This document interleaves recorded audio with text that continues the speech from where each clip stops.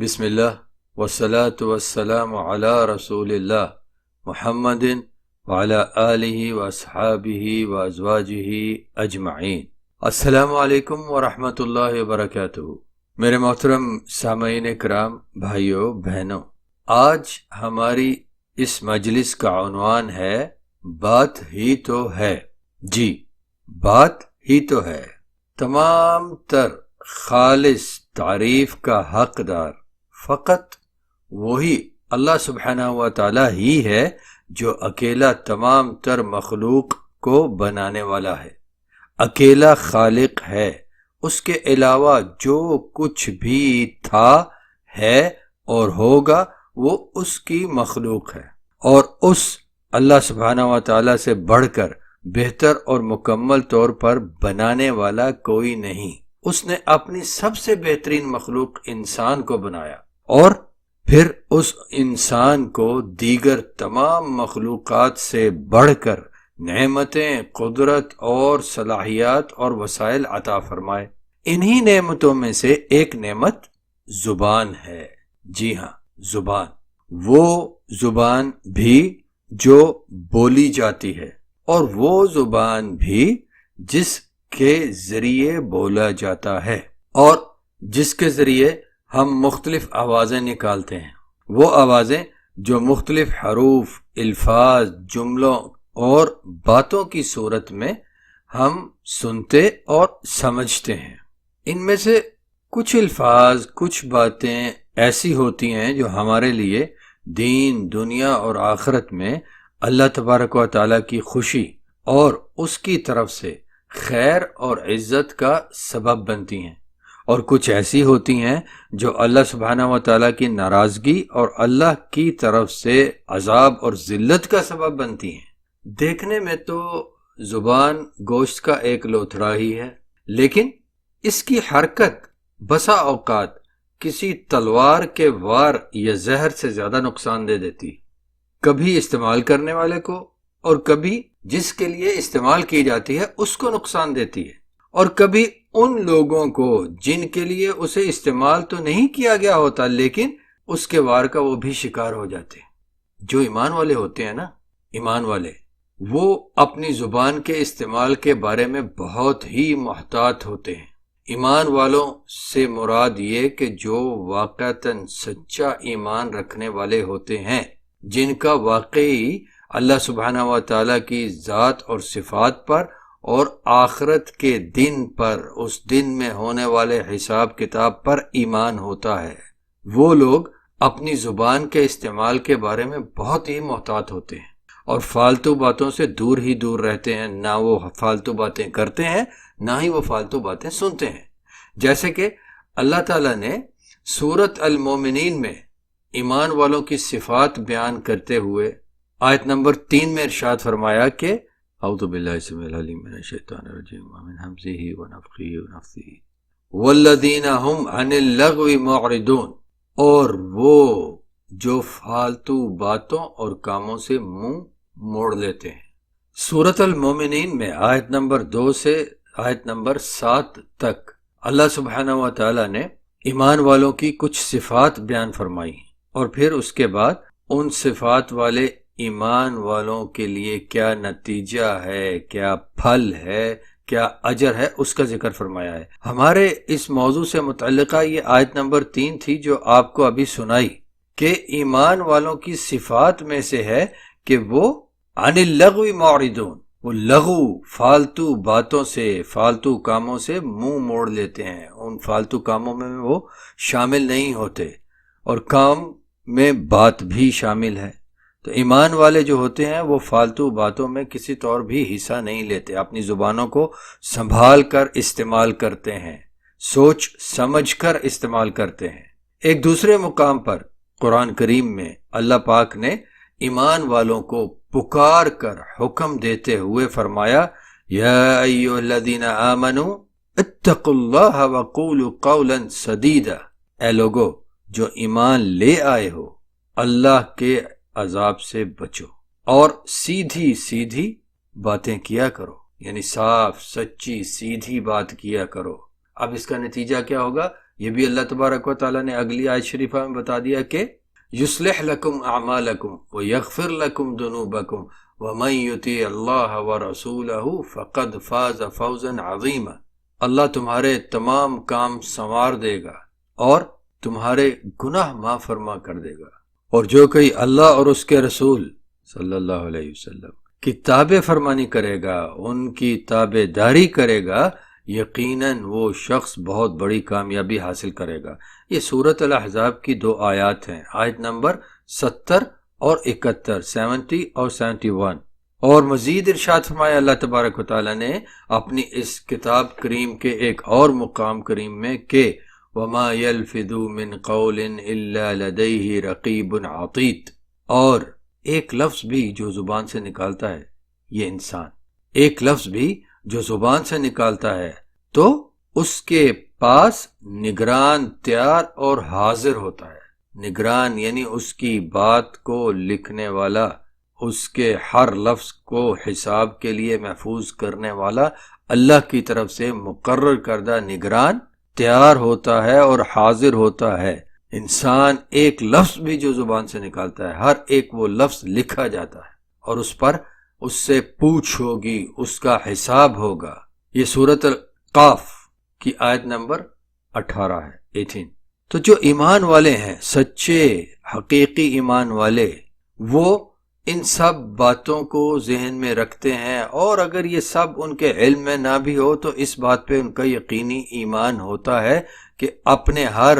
قول، اپنے ہر فعل کا اللہ سبحانہ و تعالیٰ کے سامنے جا کر جواب دینا ہے۔ اس لیے وہ اپنی زبان کو بہت ہی احتیاط کے ساتھ استعمال کرتے ہیں، اور ہم سب کو ہی ہمیشہ یہ خیال رکھنا چاہیے کہ ہم اپنی زبان کو لغویات میں استعمال کر رہے ہیں، فالتو فضول بیہودہ گندی فساد فتنے والی باتوں میں استعمال کر رہے ہیں، یا صاف سیدھی سچی بات کرنے میں استعمال کر رہے ہیں، گناہ میں استعمال کر رہے ہیں، یا نیکی کمانے میں استعمال کر رہے ہیں، اللہ تبارک و تعالیٰ کی مخلوق کی بھلائی کے لیے استعمال کر رہے ہیں، یا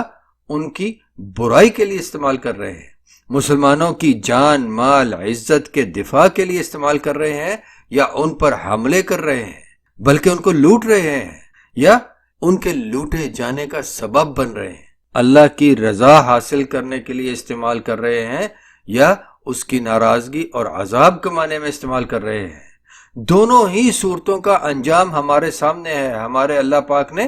ہمیں اپنے کلام مبارک میں بھی بتا دیا، اور اپنے آخری نبی اور رسول کریم محمد علیہ السلام کی زبان مبارک سے بھی اس کے بارے میں بہت سی خبریں پہنچا دیں، جن میں سے ایک یہ بھی ہے، توجہ سے سنیے، کہ ان العبد لا يتكلم بكلمة من رضوان اللہ لا يلقي لها بالا۔ کبھی انسان اللہ کی رضا والی ایسی بات کرتا ہے جس کا اسے خود بھی احساس نہیں ہوتا، یرفع اللہ بها درجات، لیکن اللہ اس بات کی وجہ سے بات کرنے والے کے درجات کو بلند فرما دیتا ہے۔ وَإِنَّ الْعَبْدَ لَيَتَكَلَّمُ بِكَلِمَةٍ مِّن سَخْطِ اللَّهِ وَإِنَّ الْعَبْدَ لَيَتَكَلَّمُ بِكَلِمَةٍ مِّن سَخْطِ اللَّهِ، اور کبھی انسان اللہ کی ناراضگی والی ایسی بات کرتا ہے، لا يُلْقِي لَهَا بَالًا، جس کا اسے خود بھی احساس نہیں ہوتا، يَهْوِي بِهَا فِي جَهَنَّمَ، لیکن اللہ اس بات کی وجہ سے بات کرنے والے کو جہنم میں ڈال دیتا ہے۔ یہ حدیث شریف صحیح بخاری میں ہے، کتاب الرقاق کے باب نمبر 23 میں 23۔ ذرا غور فرمائیے میرے محترم سامعین کرام، بھائیوں اور بہنوں، یہ معاملہ ایسی باتوں کا ہے جن کے شرعی حکم اور آخرت میں ان کے نتیجے کا بات کرنے والے کو احساس نہیں ہوتا، وہ بس بات کیے جاتا ہے، کر دیتا ہے، زبان ہلا دیتا ہے اور بات نکال دیتا ہے۔ ایسی باتوں کا یہ معاملہ ہے کہ اگر وہ بات اللہ کی رضا والی ہوگی تو اس کے اجر میں اللہ بات کرنے والے کے درجات کو بلند فرمائے گا، اور اگر وہ بات اللہ کی ناراضگی والی ہوگی تو اس کے بدلے میں، اس کے اجر میں اللہ تعالیٰ بات کرنے والے کو جہنم میں ڈالتا ہے۔ تو ان باتوں کا کیا معاملہ ہوگا میرے محترم سامعین، بھائیوں، میرے بہنوں، کہ جن باتوں کے شرعی حکم اور آخرت میں ان کے نتیجے کا بات کرنے والے کو علم ہو کہ میں یہ جو بات کر رہا ہوں اس کا نتیجہ کیا کرنا ہے۔ کتنی باتیں ہم بس کر دیتے ہیں، کیے چلے جاتے ہیں اور کرتے ہی رہتے ہیں، باتیں جو دلوں کو جلا دیتی ہیں، گھروں کو اجاڑ دیتی ہیں، لوگوں کے مال اور حقوق کو تلف کر دیتی ہیں، لوگوں کی محبتوں کو نفرتوں میں بدل دیتی ہیں، پرامن انسانوں کو وحشی، قاتل اور جنونی مجرم بنا دیتی ہیں۔ اور اکثر ایسا ہوتا ہے کہ خود بات کرنے والا بھی اپنی ہی بات کا شکار ہو جاتا ہے۔ واہ یا ہائے، دنیا میں بھی ذلت و نقصان اٹھایا اور پھر آخرت میں بھی وہ بات یا باتیں اس کے انتظار میں ہیں۔ ابھی کچھ دیر پہلے اللہ سبحانہ و تعالیٰ کا ایک فرمان آپ کو سنایا تھا، پھر سنا دیتا ہوں، اللہ کرے کہ یہ بھی ہمارے دلوں میں بیٹھ جائے۔ وَمَا يَلْفِظُ مِنْ قَوْلٍ إِلَّا لَدَيْهِ رَقِيبٌ عَتِيدٌ، اور انسان ایک لفظ بھی جو وہ زبان سے نکالتا ہے تو اس کے پاس نگران تیار اور حاضر ہوتا ہے، وہ نگران جو اس کی زبان سے نکلنے والے ہر ایک لفظ کو لکھتا ہے، محفوظ کرتا ہے حساب ہونے کے لیے۔ کتنی باتیں ہیں بس کر دی جاتی ہیں، کہہ دی جاتی ہیں، اور بات کرنے والے کو نہ تو ان کی سچائی کی کچھ خبر ہوتی ہے اور نہ ہی وہ اپنی کہی ہوئی بات کی سچائی یا درستگی کا کوئی ثبوت رکھتا ہے، اور اگر کہیں کوئی ثبوت ہو بھی تو اس کی کوئی تصدیق اس کے پاس نہیں ہوتی۔ بات ہی تو ہے، جی ہاں، کہنے کو بات ہی تو ہے صرف، لیکن بات کیا کیا ہوتی ہے اور کیا کیا کرواتی ہے اور کروائے گی، کرنے والے کا کیا انجام ہوتا ہے کسی ایک بات کے سبب سے، اور جن کے بارے میں وہ باتیں کی جاتی ہیں ان پر کیا کیا انجام مرتب ہوتے ہیں۔ یہ بات کیا کیا ہوتی ہے اور کیا کیا کرواتی ہے، آئیے ان کو کچھ دیکھتے ہیں۔ دنیا اور آخرت کی تباہی اور بربادی کا سبب بننے والی باتوں کے بارے میں کچھ جانتے ہیں تاکہ ہمارے اندر ان کی پہچان قائم ہو سکے اور ہم خود بھی ان سے بچیں اور اپنے ارد گرد والے کو اور اپنے مسلمان بھائیوں بہنوں کو بھی ان سے بچانے کی کوشش کریں انشاءاللہ تعالی۔ ان باتوں میں سے جو کہ دنیا اور آخرت کی ذلت اور رسوائی، تباہی اور بربادی کا سبب بننے والی ہوتی ہیں، ان میں سے پہلی بات قذف یعنی الزام تراشی، بہتان لگانا۔ اس لفظ قذف کا عام مفہوم تو کسی پاک باز نیک عورت پر بدکاری کا الزام لگانا ہے، لیکن اگر کسی مسلمان مرد پر بھی اس کے کردار کے بارے میں الزام یا بہتان لگایا جائے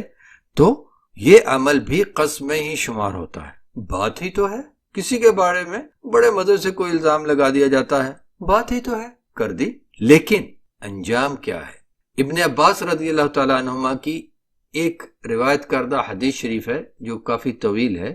اس حدیث شریف میں رسول اللہ علیہ الصلوۃ والسلام محمد نے ہمیں اس الزام تراشی کا انجام بتایا ہے کہ وَمَنْ بَهْتَ مُؤْمِنًا أَوْ مُؤْمِنَةً حَبَسَهُ اللَّهُ فِي رَدْغَةِ الْخِبَالِ يَوْمَ الْقِيَامَةِ حَتَّى يَخْرُجْ مِمَّا قَالَ وَلَيْسَ بِخَارِجٍ، جس نے کسی ایمان والے مرد یا عورت پر کوئی الزام لگایا تو اللہ تعالی اس الزام لگانے والے کو اہل جہنم کو پیسنے والی جگہ میں قید کر دے گا۔ اس چکی میں جہاں کہ اہل جہنم کو پیسا جاتا ہے،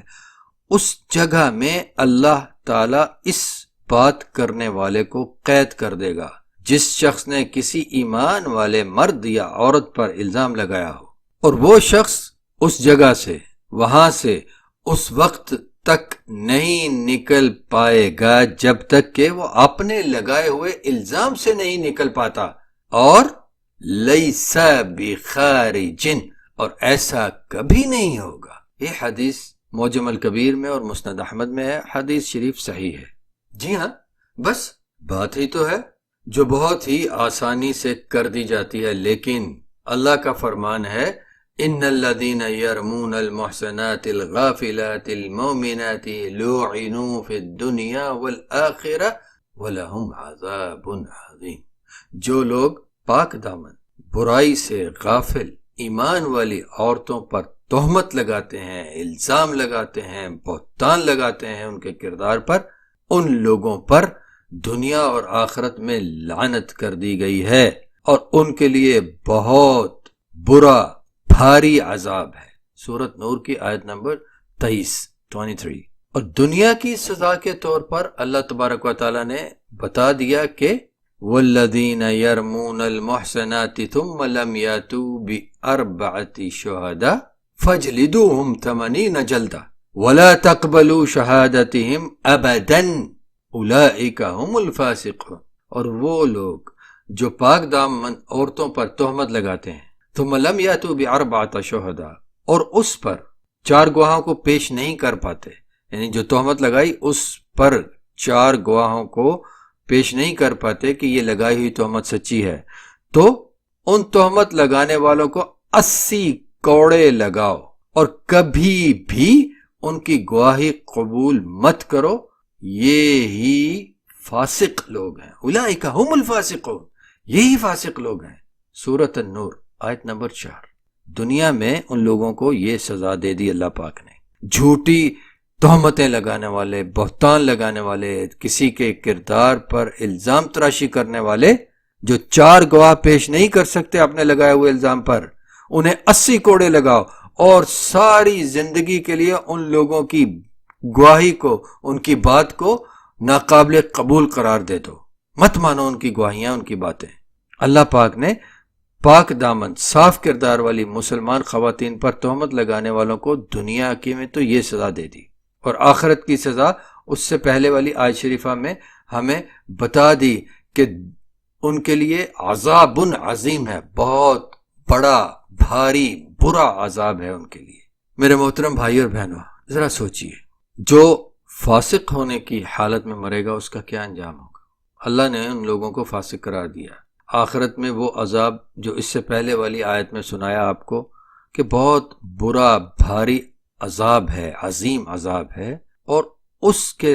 ساتھ یہ جب دنیا میں کوئی شخص فاسق ہونے کے حکم پر مرے گا تو مزید اس کو وہاں کیا عذاب ملے گا، اس کا مزید انجام کس قدر برا ہو جائے گا۔ یہ معاملہ صرف عورتوں پر بدکاری کے الزام تک محدود نہیں، بلکہ اگر کسی مرد یا بچے یا بچی پر بھی اس قسم کا الزام لگایا جائے تو بھی اس الزام تراشی کا یہی معاملہ ہے، جیسا کہ ابھی آپ کو جو حدیث سنائی ہے اس میں نبی پاک علیہ السلام نے یہ بتا دیا کہ ہر ایمان والے مرد اور عورت پر بہتان تراشی کا ایک ہی حکم ہے، من بہت مومنا او مومنت۔ افسوس اور صد افسوس کہ ہمارے مرد حضرات ایک دوسرے کو مخاطب کرتے ہوئے یا کسی کا ذکر کرتے ہوئے ایسے الفاظ بہت ہی عمومی انداز میں استعمال کر دیتے ہیں، عام بات ہے، ایسے الفاظ جو بالکل بدکاری کا الزام ہوتے ہیں۔ میں وہ الفاظ دہرا کر آپ کو سنا تو نہیں سکتا، لیکن امید کرتا ہوں کہ ہمارے معاشرے میں موجود اس گناہ آلود گندی بیہودہ عادت کو آپ صاحبان میری بات کی روشنی میں پہچان چکے ہوں گے، یا اگر کچھ غور کریں گے تو انشاءاللہ پہچان جائیں گے۔ قذف، الزام تراشی، بہتان لگانا، اس کا دوسرا پہلو، دوسرا رخ، دوسرا انداز کسی مسلمان کے ایمان پر الزام لگانا ہے۔ پہلی بات، پہلا رخ، پہلا انداز تو کسی ایمان والے مرد یا عورت پر، اس کے کردار پر الزام لگانا، بہتان لگانا۔ دوسرا رخ کسی مسلمان پر، مرد ہو یا عورت، اس کے ایمان پر الزام لگانا ہے۔ یہ بھی بات ہی تو ہے، کر دی گئی، کہہ دی گئی، لیکن انجام کیا ہوتا ہے؟ سنیے، رسول اللہ علیہ السلام نے فرمایا اذا قال الرجل لاخیہ، اگر کسی مسلمان نے اپنے مسلمان بھائی کو کہا یا کافر، کافر کہہ دیا، فقد باء بها احدهما فان كان كما قال والا رجعت علیہ، اگر کوئی اپنے بھائی کو، مسلمان اپنے دوسرے مسلمان بھائی کو کافر کہتا ہے تو یہ بات دونوں میں سے کسی ایک پر ضرور سچی ہو جاتی ہے، ضرور سچی ہو جاتی ہے۔ اگر تو وہ شخص جسے کافر کہا گیا ویسا نہیں، یعنی کافر نہیں ہے، اس پر کفر کا اطلاق نہیں ہوتا، تو وہ بات کہنے والے پر پوری ہو جاتی ہے۔ اعوذ باللہ من ذلک ومن کل ما یضلنا فی الدین ودنیا والآخرہ، یعنی یہ بات کہنے والا اپنا کسی مسلمان بھائی یا بہن کو کافر کہنے والا خود کافر قرار پاتا ہے اللہ کے ہاں۔ اگر وہ شخص جس کو اس شخص نے کافر کہا وہ اس شخص پر کفر کا اطلاق نہیں ہوتا، وہ واقعتاً کافر نہیں ہے، تو اسے کافر کہنے والا ہی کافر قرار پایا جائے گا۔ یہ حدیث شریف صحیح بخاری میں ہے، کتاب الادب کے باب نمبر 73 اور صحیح مسلم میں بھی ہے، حدیث نمبر 60۔ ہم میں سے کتنے ایسے ہیں جو کسی مسلمان پر ناراضگی کا اظہار فرماتے ہوئے، خواہ وہ ناراضگی کسی ذاتی معاملے کی بنا پر ہو یا مسلکی، جماعتی، گروہی، سیاسی اختلافات کی بنا پر ہو، اپنے اس مخالف مسلمان بھائی یا بہن کو منافق یا مشرف یا معاذ اللہ کافر تک کہتے ہوئے رتی برابر بھی نہیں ہچکچاتے۔ انہیں یہ خیال تک نہیں آتا کہ کسی کلمہ گو کے ایمان پر الزام لگانے کے انجام میں انہیں کیا بھگتنا پڑے گا۔ ولا حول ولا قوت الا باللہ العلی العظیم۔ آج کی گفتگو کو یہاں روکتا ہوں کیونکہ ایک مجلس کا وقت پورا ہوا چاہتا ہے۔ انشاءاللہ اگلی مجلس میں ہم ان باتوں میں سے دوسری بات سے اپنی گفتگو کا آغاز کریں گے، انشاءاللہ وہ باتیں جو کہ دنیا اور آخرت میں ذلت اور رسوائی اور تباہی اور بربادی کے اسباب میں سے اہم سبب ہیں۔ اللہ تبارک و تعالی ہم سب کو یہ ہمت اور توفیق عطا فرمائے کہ ہم ایسی تمام باتوں کو جان جائیں، پہچان جائیں اور انہیں کرنے سے، ان کے کیے جانے کے سبب بننے سے محفوظ رہیں اور دوسروں کو بھی محفوظ رکھیں۔ اپنی زبان کو قابو میں رکھنا سیکھیں اور اس پر عمل کریں۔ اپنی زبان کو سوچ سمجھ کر احتیاط کے ساتھ استعمال کریں کہ یہ زبان خیر کا سبب بنے، کسی بھی طور، کسی بھی انداز، کسی شر، کسی گناہ کا سبب نہ بنے۔ والسلام علیکم ورحمۃ اللہ وبرکاتہ۔